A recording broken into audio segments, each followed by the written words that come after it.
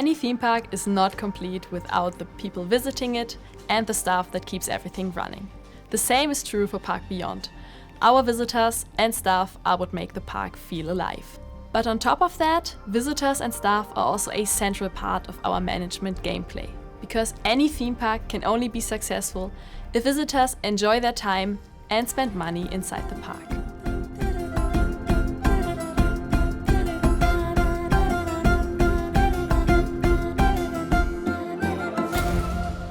Our visitors make their decisions depending on their wants and needs, and the game communicates that to the player to allow them to optimize their park. The role of staff is, of course, to support the player by improving the visitor's experience in the park and by making sure that all the rides and shops are kept in good condition.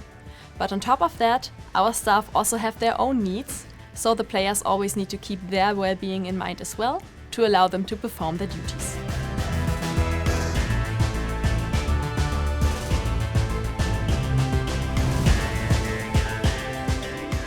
Testing games and having a strong QA is important because you can have the best game, like the best design, the most immersive story, but none of this will ever reach a player if the game doesn't work like it should.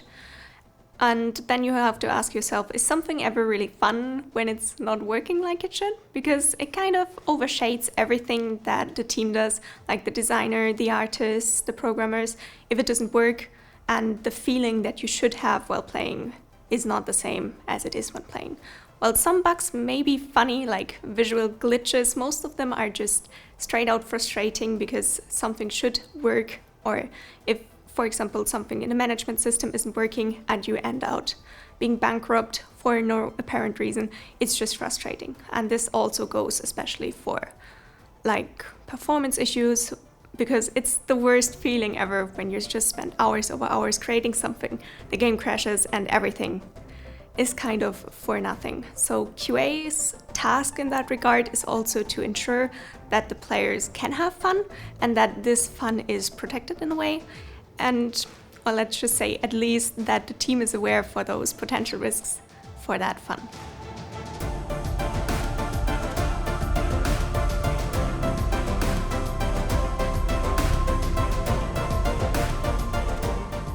Park Beyond allows up to several thousands of visitors inside a park.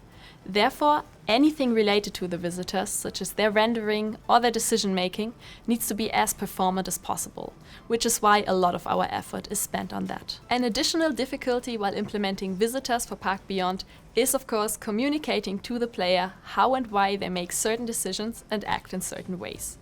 So if, for example, visitors don't visit a certain ride, that could have several reasons. Maybe the queue is not connected, or maybe the entry fee is far too high and they don't want to pay that. The game, of course, needs to communicate that to the player so they can fix it, for example, using the visitor thoughts about this ride. Of course, this is also true for developers, because when implementing the behavior of visitors and staff inside the game, we also need information about how and why they act in certain ways. This can be especially difficult when you have several thousand visitor groups inside the park at the same time.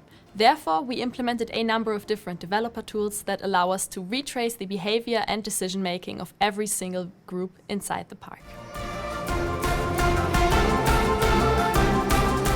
Thank you all for watching. I can't wait for everyone to play Park Beyond.